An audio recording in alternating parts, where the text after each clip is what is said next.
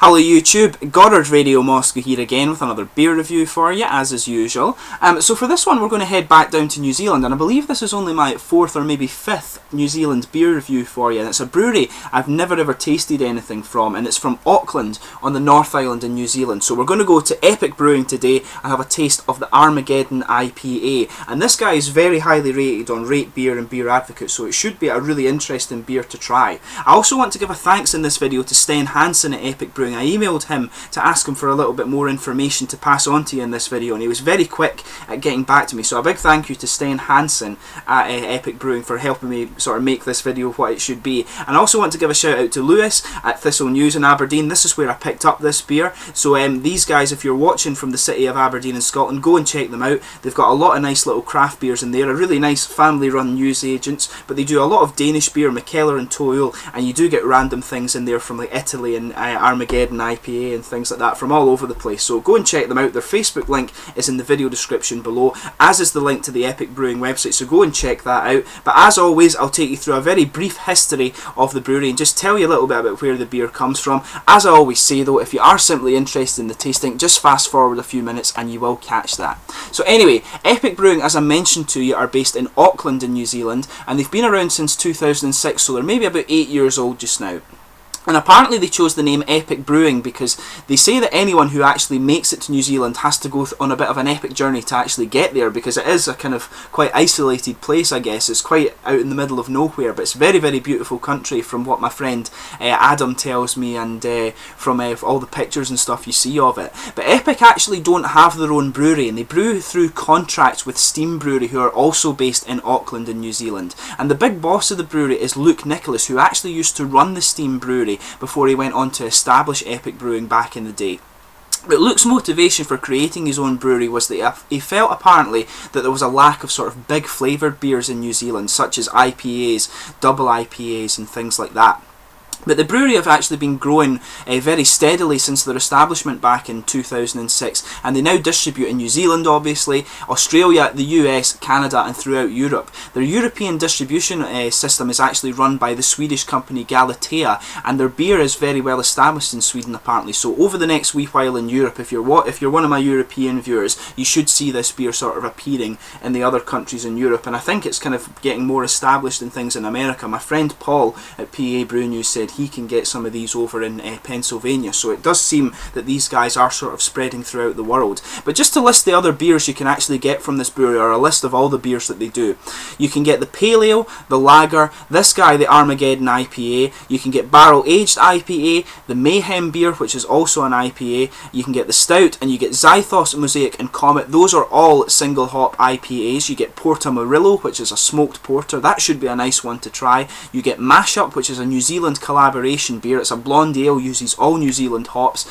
and things like that. You get the Flying Nun, which is an American pale ale, and you also get the Coffee and Fig Imperial Stout. Sounds a very interesting one to try that. But let's get on to the tasting of this guy itself. I'll just bring up the camera and let you have a little look at the artwork for this one here.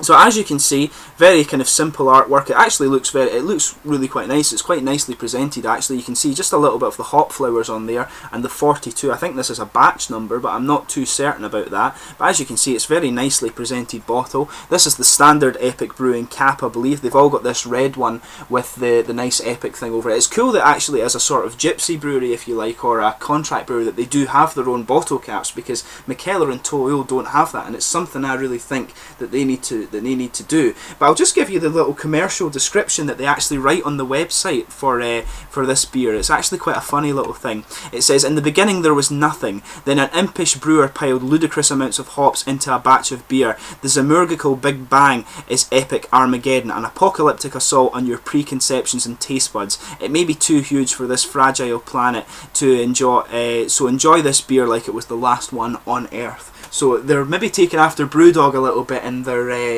in their sort of blurs, but I think these guys kind of established at the same time, so it's quite, they're just probably crazy like the Brewdog guys. I think that's maybe an inherent thing, that to be a brewer and have your own brewing, you must actually be a bit crazy, so perhaps it's something I should look at in the near future. But let's get this guy open and get on with the tasting then. This guy is a 6.6% IPA. It's got a malt base of English Pale and Caramalts, and it's hopped with Cascade, Centennial, Columbus and Simcoe hops, all of which come from the United States. So as you can see, a nice little smoky opening. I'm just getting a little bit of a bubble on the glass there, so, or on the bottle rather. I was thinking it was going to fly everywhere, but I've been quite lucky. Just sugar up the last little bit and get it into the glass. So as you can see, it's poured a really nice sort of clear golden amber colour. Let me just bring up the light and check that you're seeing this properly. So as you can see, a very nice sort of clear bright amber colour, a kind of rich goldeny amber, orangey amber colour, very nice looking. You've got a solid finger of a slightly off-white creamy head, I would say, but it's very frothy, not a bumpy head at all. Really attractive looking beer actually, and you can smell, just from not even paying attention to the aroma too much, you can smell just how fresh and fruity this beer is. There's not much in the way of a visible carbonation on this one, so maybe it will actually be very smooth. We'll need to see with it. But let's give it a smell and see how we get on here. But very hoppy aroma here, like I say, very fresh, very fruity. A lot of citric and grapefruit notes in there, but there's definitely a kind of underlying piney resin. And when you swirl it up actually, that's when you're starting to get a little bit of the caramel coming out. It's a nice sweet caramel that you're picking up in this one. Not roasted, I would say, more of a sweet caramel. But I think it's largely, if you just sniff it like this, then it's largely overpowered by the sort of hoppy aromas.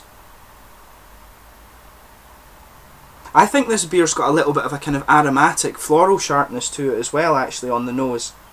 But the caramels, if you swirl it up, you can pick up the caramels in the sort of in the back of the nose. It almost feels like it's coming from. But if you swirl it, you're definitely getting a little bit of the malt base in there, maybe just a little bit of bread as well.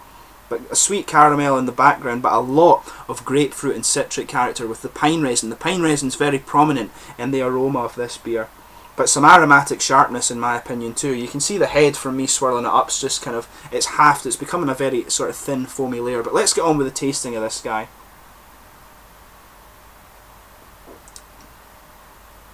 It's very like the aroma actually.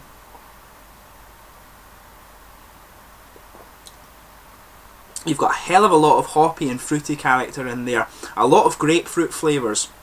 And these are backed up by the piney resins.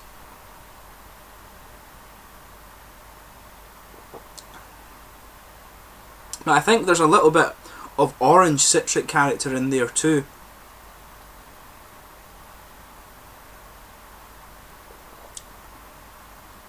But it's quite a quite interesting end to it actually. I think there's a tiny little bit of an earthy character coming out in that malt base as well. You can pick up the sweet caramel, but I would say there's definitely a little bit of earthy character coming out there, so it's got a nice little interesting twist on the end.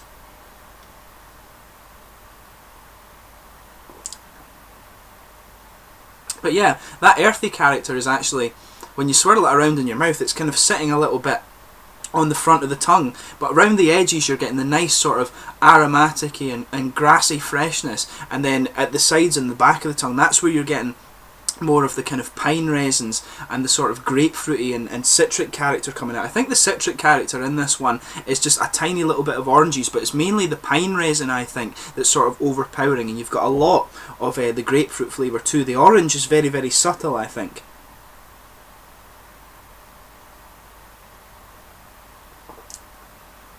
And the thing with this beer I'm noticing as well, I said it should be very smooth by looking at it, but it's got quite an active carbonation in it actually.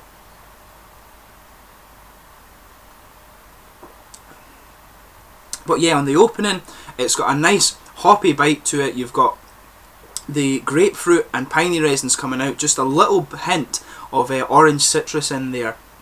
And as you move through it, you get the caramel sweetness coming out, and there's a little sort of earthy character to it just coming out on the end there. And I think it does have a little bit of a bite to it, and I think it definitely has some sort of aromatic and floral character to it. Very, very nice flavour. I can see why it's so highly rated on Beer Advocate. And one thing I would say about this beer too, in terms of the flavour, it does have a little bit of a minerally flavour to it as well, but that's maybe just me. Obviously, I'm not used to drinking New Zealand water, and obviously the beer can be the flavour of the beer can be influenced very slightly by the water. I mentioned that when I did the Icelandic beer reviews, Einstök, you can taste the minerals in the water, and this is you can taste just the New Zealand water in this too. So look out for that in the flavour if you do try this guy yourself. It's quite an interesting little point to actually raise when you're doing craft beer.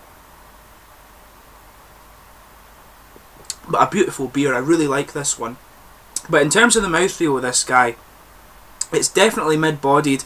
It's got it's got quite a moderate carbonation, I would say. It is quite active in the sense it is more active in the beginning, and that sort of helps bring out the kind of aromatic and fresh character to it, the aromatic and grassy part of the beer that would be hidden otherwise, and it helps the pine resin flavours too. As I say, very, very nicely done actually.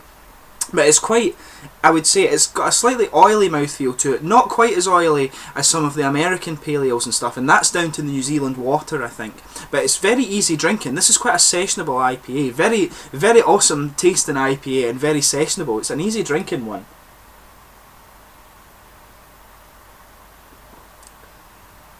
Yeah, it does just have a little oily feel to it, but I think the New Zealand water sort of makes it just a little bit more of a wet mouth feel than an oily one, if that makes sense. But it's an awesome IPA, and I may be going to New Zealand around Christmas, so if I do get the chance, or I think it'll be January or February actually, but if I get the chance to do more epic beer reviews for you, I definitely will. I mean, based on this beer, if there are other beers are of the same quality as this, which I'm assured they are, I would definitely like to review more of these. So if you get the chance, check out the epic Armageddon IPA. A very beautiful beer that does have some interesting twist to it, like that little bit of earthy character that I think that's coming out and sitting in the aftertaste. Nice piney resin and earthy character in the aftertaste with this one, and you've got just a little sort of unusual character about it with the New Zealand water, I think, as well. So a very unique IPA compared to what I've had before. So it's definitely worth checking out. I really like this beer, and I would, I'd really love to try this on tap, but I think it's probably nigh impossible in Scotland.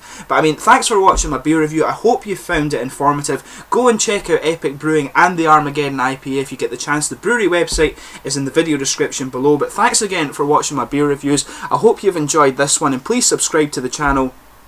If you are interested in my beer reviews, please like, subscribe, share, all the usual YouTube stuff. Hopefully I will get to do more New Zealand beer reviews for you in the future, but I think this will be the last one just for a little while. But fingers crossed, there will be more New Zealand beer reviews for you to come. Cheers.